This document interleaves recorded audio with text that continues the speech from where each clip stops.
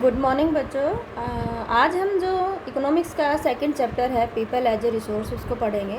पिछली वीडियो में हम पढ़ चुके थे कि जो पीपल है वो रिसोर्स एक रिसोर्स है, कैसे हम उसमें इन्वेस्टमेंट करके हम उसको ह्यूमन कैपिटल बना सकते हैं, कौन कौन सी एक्टिविटी होती है, इकोनॉमिक एक्टिविटी कौन सी होती है, नॉन इकोनॉमिक क्या होती है, मार्केट नॉन मार्केट, तो इन सब के बारे में हम पढ़ चुके हैं। लास्ट में हमने पढ़ा था कि जो क्वालिटी ऑफ पॉपुलेशन है वो डिपेंड्स करती है लिटरेसी रेट पर, लाइफ एक्सपेक्टेंसी रेट पर, और जो उनके पास स्किल एंड एबिलिटी होती है। ठीक है, तो इसके चलो हम स्टार्ट करते हैं कि जो लिटरेसी रेट है ना वो कैसे इंक्रीज़ किया जाता है और उसको हम कैसे डिफाइन करते हैं। तो education is the most important component of human resource development, कि जो एजुकेशन है वो ह्यूमन रिसोर्स के डेवलपमेंट के लिए एक इम्पोर्टेंट कंपोनेंट्स है। क्यों? क्योंकि it helps individual to make better use of economic opportunity available before him, कि ये उस किसी भी इंडिविजुअल को हेल्प करता है कि वो अपने आप को ज़्यादा बेटर बना सके और ज़्यादा से ज़्यादा यूज कर सके उन इकोनॉमिक अपॉर्चुनिटी को जो उसके सामने अवेलेबल है। यानी आप समझ रहे हो इस बात को कि मान लो एक इलिटरेट पर्सन है तो उसके पास कौन सी अपॉर्चुनिटी, कोई अपॉर्चुनिटी नहीं है। वो कोई भी अपना लेबरियस काम कर सकता है, ठीक है, एज ए लेबर वो कोई भी काम कर सकता है, इसके अलावा उसके पास कोई अपॉर्चुनिटी नहीं है। लेकिन अगर मान लो एक 10th क्लास किसी ने पास कर लिया है तो 10th के पास उसके क्या होगा, भी लेबोरियस तो उसके पास वर्क बहुत ज़्यादा है, लेकिन इसके अलावा भी थोड़ा सा काम वो 4th क्लास में किसी भी जाकर ज्वाइन कर सकता है, अपनी शॉप खोल सकता है, ठीक है, छोटा मोटा और भी कोई बिजनेस कर सकता है। लेकिन अगर वही आदमी 12th पास हो जाता है तो 12th पास होने के बाद उसके बाद और अपॉर्चुनिटी आ जाती है कि वो और ज़्यादा जॉब के लिए अप्लाई कर सकता है। इसके बाद वो क्या करता है, कोई ट्रेनिंग ले लेता है पर्टिकुलर फील्ड में तो उसका मास्टर बन जाता है, उसके में उसका और भी ज़्यादा उसका जॉब ऑफर होने लगते हैं। इसके बाद वो ग्रेजुएशन करता है तो ग्रेजुएशन वाले के पास और भी क्या आ जाते हैं, ऑप्शन आ जाते हैं। तो उसके पास एवरी है, लेबोरियस भी है, 10th वाले भी है, 12th वाले भी है। इसके बाद एजुकेशन ग्रेजुएशन के बाद जो भी है वो सारी अपॉर्चुनिटी उसके सामने है। समझ में आ रहा है कि एजुकेशन वो हेल्प करता है किसी भी इंडिविजुअल की, कि जो उसके पास सामने उसके पास अपॉर्चुनिटी है जिसके लिए वो एबल है। मान लो एक जॉब निकली है, उसमें कहा कि जो मिनिमम क्वालिफिकेशन है 12th है, तो जो ग्रेजुएशन वाला है उसके पास ज़्यादा अपॉर्चुनिटी होगी ना, 12th तो पहले से भी है और ग्रेजुएशन वाली निकलती पोस्ट तो उसके लिए भी अप्लाई कर सकता है। यानी उसके पास अपॉर्चुनिटी बढ़ती है। हम जितना एजुकेट होते हैं, जितनी ज़्यादा हमारे पास स्किल होती है, उतनी अपॉर्चुनिटी क्या होती है, हमारी बढ़ने लग जाती है। ठीक है, दूसरा जो पॉइंट है कि it contributes towards the growth of society and also enhance the national income, cultural richness and efficiency of governance. ठीक है, कि जो एजुकेशन है वो किस में कॉन्ट्रीब्यूट करती है, किस में करती है, सोसाइटी की ग्रोथ में। जहाँ पर ज़्यादा पढ़े लिखे लोग होंगे तो सोसाइटी ज़्यादा डेवलप होगी, उनकी थिंकिंग स्किल अच्छी होगी, उनका जो वर्किंग स्किल है वो भी अच्छी होगी। दूसरा है नेशनल इनकम बढ़ेगी। नेशनल इनकम कैसे बढ़ेगी, मान लो एक सोसाइटी है जिसमें ज़्यादातर लोग जॉब कर रहे हैं, तो जो जॉब करेंगे, जिस कंट्री के ज़्यादा लोग जॉब करेंगे तो उनकी इनकम बढ़ेगी। इनकम बढ़ेगी, जब पीपल्स की इनकम बढ़ेगी तो साथ साथ में नेशनल इनकम भी बढ़ेगी, कंट्री की इनकम भी बढ़ेगी। ठीक है, कल्चरल रिचनेस आएगा। कल्चरल रिचनेस यानी सांस्कृतिक अमीरता। इसमें क्या होता है कि मान लो जो पढ़े लिखे हैं तो वो क्या करेंगे, जो भी हमारे ये अंधविश्वास जिसको हम बोलते हैं उनमें विश्वास नहीं करेंगे। ठीक है, वो क्या करेंगे, वो हमेशा अच्छे आइडिया के बारे में सोचेंगे, अच्छी थिंकिंग रहेगी, उनका पहनने का तरीका, खाने का तरीका, रहने का तरीका, ठीक है, ये एवरीथिंग उनका क्या आएगा, डिफरेंट मिलेगा, वो एक डेवलप होंगे।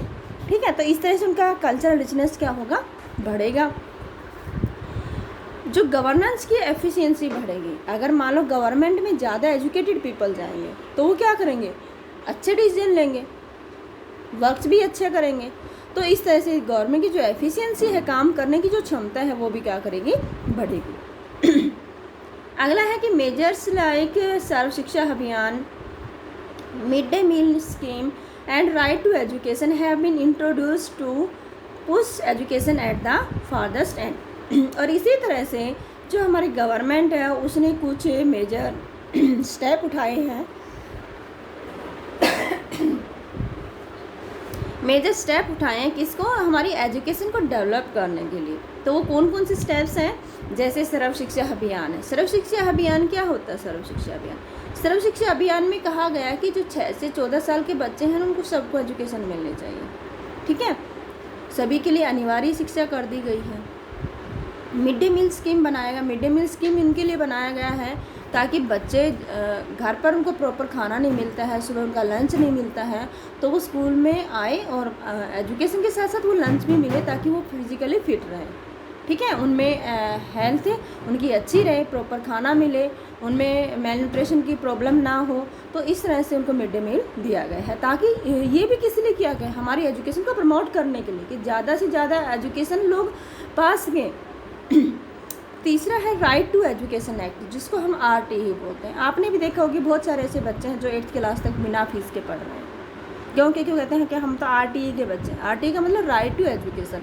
राइट टू यानी कि राइट टू एजुकेशन सबका है, जो गरीब है उनकी का भी अधिकार है कि वो शिक्षा प्राप्त करें।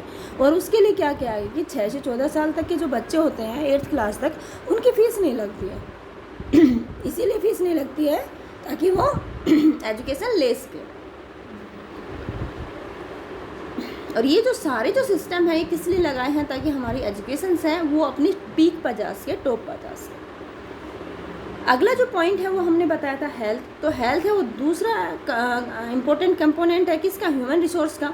क्यों? क्योंकि इससे जो वर्कर्स की जो एफिशिएंसी है वो लंबे टाइम तक बनी रहती है। अगर मान लो एक हेल्दी पर्सन है तो लंबे टाइम तक काम करेगा, और अगर मान लो एक बीमार आदमी हो, क्या लंबे टाइम तक काम करेगा? नहीं कर पाएगा। तो इसलिए जो हेल्थ है वो इम्पोर्टेंट कंपोनेंट है किसका, ह्यूमन रिसोर्स का। If a person is healthy he would give his maximum output in his working hours resulting growth of economy. की अगर एक पर्सन हेल्दी होगा तो वो ज़्यादा से ज़्यादा अपने वर्किंग आवर्स का आउटपुट देगा, और जिससे हमारी इकोनॉमिक ग्रोथ क्या होगी, डेवलप होगी, बढ़ेगी, ठीक है। एक हेल्दी पर्सन है वो ज़्यादा काम करेगा, ज़्यादा घंटे काम करेगा, जिससे हमारी इकोनॉमिक ग्रोथ क्या होगी, बढ़ेगी।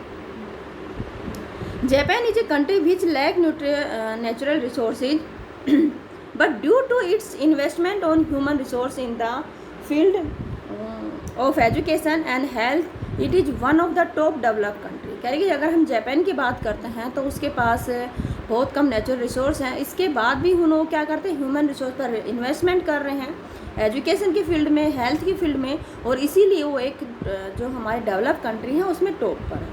क्यों? क्योंकि वो किस में इन्वेस्टमेंट कर रहे हैं, ह्यूमन कैपिटल में कर रहे हैं, ठीक है, ह्यूमन रिसोर्स में कर रहे हैं। Due to historical and cultural reason, there are a division of labor between men and women, which is now on the verge of change। क्या है कि हिस्टोरिकल और कल्चरल रीजन की वजह से हमारे यहाँ पर मैन और वीमेन में भी के काम में भी डिफ्रेंशिएट किया गया है, और जिससे क्या है कि बहुत बड़ा चेंज ही आ रहा है। अब इतना नहीं है, पहले था, लेकिन इसमें क्या था कि जो काम के जो घंटे हैं जो, तो उसके हिसाब से सैलरी मिलती थी, और उसमें क्या होता था कि आदमी को सैलरी ज़्यादा दी जाती थी, वीमेन को कम दी जाती थी। क्योंकि वो सोचते थे कि आदमी है उसमें काम करने की क्षमता ज़्यादा है, वो ज़्यादा काम करता है। दूसरा है हमारा लिटरेसी रेट। तो लिटरेसी रेट क्या होता है, ध्यान से पढ़ना है, ये इंपॉर्टेंट क्वेश्चन है कि literacy rate is the percentage of population of an area at a particular time aged 7 years or above who can read and right with understanding.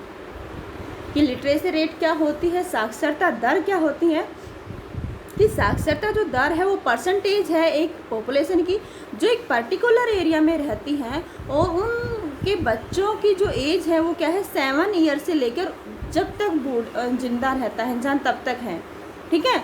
और वो क्या है कि वो जो 7 या उससे अबाव के जो पीपल हैं वो पढ़ और लिख सकते हैं, साथ में उनको समझ भी सकते हैं। जिनको पढ़ना लिखना भी आता है और समझना भी आता है। तो समझ में आ रहा है सबको कि एक एरिया में जितने भी लोग हैं उनमें 7 या 7 से अबाव जितने भी पीपल हैं वो पढ़ लिख सकते हैं, साथ में समझ भी सकते हैं, तो वो क्या होती है, लिटरेसी रेट होता है। अब जैसे मान लो एक एरिया है और उसमें 100 पीपल ही रहते हैं, मैं 1000 का देती हूँ एग्जांपल, पहले मैं 100 का देती हूँ, अब 1000 का। मान लो एक एरिया उसमें 1000 पीपल रहते हैं, 1000 पीपल में से 700 लोग ऐसे हैं जो पढ़ लिख सकते हैं, पढ़ भी सकते हैं, लिख भी सकते हैं, समझ भी रहे हैं कि हाँ क्या लिखा गया। मान लो मैं पढ़ रही हूँ, मुझे समझ में आ रहा है क्या मैं समझा रही हूँ आपको, ठीक है। तो वो जो है कि 7 से और 7 से अबाउ जितने पीपल हैं तो वो क्या हो गए 700 लोग हो गए। तो 700 का मतलब है कि 70% लोग क्या हैं, लिटरेट हैं, साक्षर हैं। तो जो लिटरेसी रेट क्या होगी 70% हो गई। तो इसी तरह से हम करते हैं, हमेशा लिटरेसी रेट को हम 1000 में कैलकुलेट करते हैं कि जितने भी उस एरिया के लोग रहने वाले हैं, यानी मान लो 1500 लोग रहते हैं और उसमें से 1200 क्या है, समझने वाले हैं, पढ़ने वाले हैं और लिख भी सकते हैं। तो उनको क्या करें, 1200 को हम डिवाइड कर देंगे 1500 से और मल्टीप्लाई कर देंगे 1000 से। तो वो हमारी क्या आ जाएगी, लिटरेसी रेट आ जाएगी। ठीक है।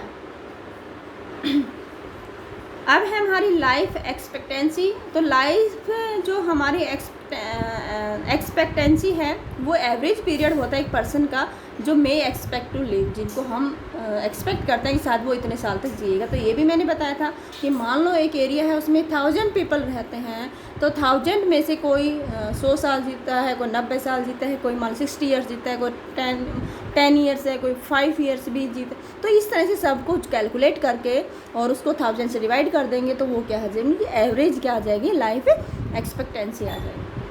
बर्थ रेट है, बर्थ रेट को भी हम नंबर ऑफ लाइव बेबीज में करते हैं कि मान लो पॉपुलेशन है 1000 पीपल है, 1000 में से जितने बच्चे ज़िंदा रहेंगे, मान लो 1000 पीपल में जितने बच्चे पैदा होंगे वो ज़िंदा रहेंगे, तो उनको हम क्या बोलते हैं, बर्थ रेट बोलते हैं। ठीक है। तो इसको भी जैसे मान लो किसी एरिया में 1500 लोग हैं और 1500 में से 1200 बच्चे पैदा हुए हैं।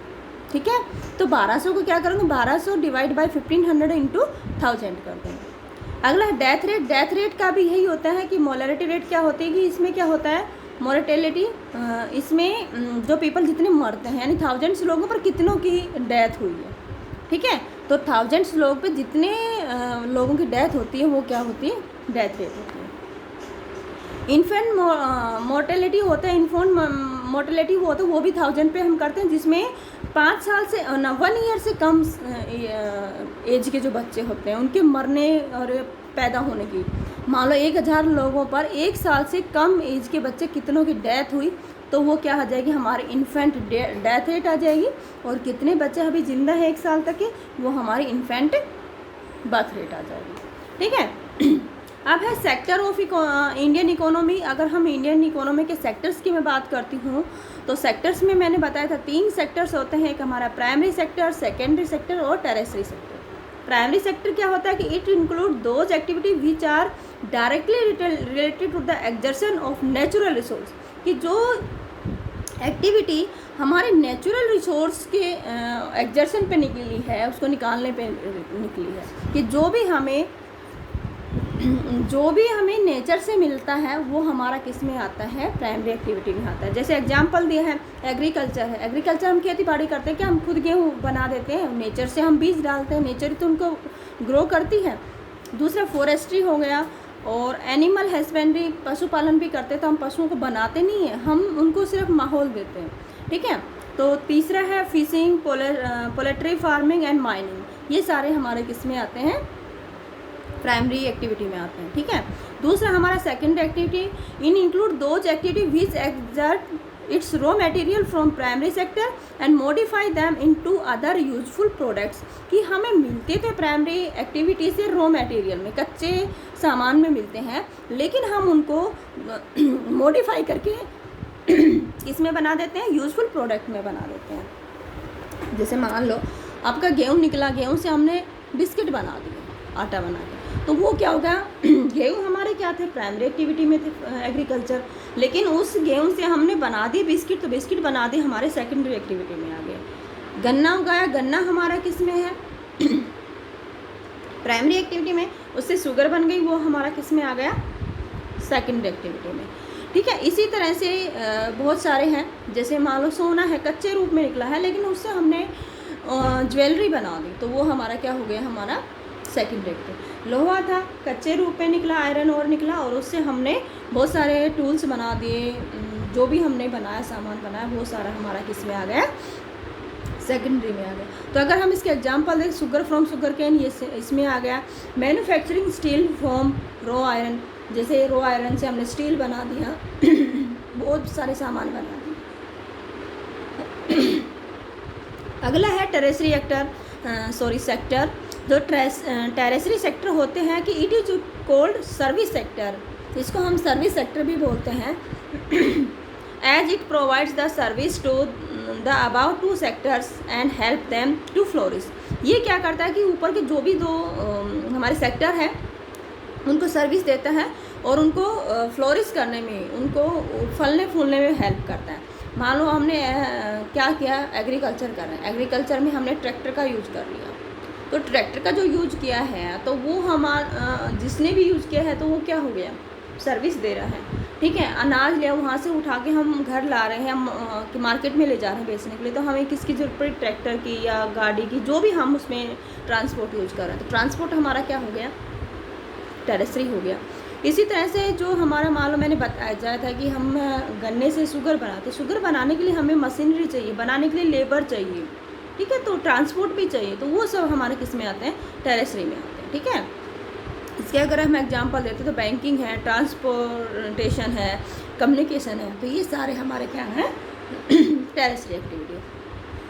ठीक है, तो यहाँ तक मैंने बुक में आपको पढ़ा दिया था और उसका पूरा रिवीजन इसमें दोबारा से नोट्स के माध्यम से मैंने करवा दिया है। अगर इसके अलावा भी अगर आपको कोई डाउट्स रहते हैं तो आप मुझसे पूछ सकते हो। आगे जो हमारा अनएम्प्लॉयमेंट का जो टॉपिक है वो हम नेक्स्ट वीडियो में पढ़ेंगे। ठीक है।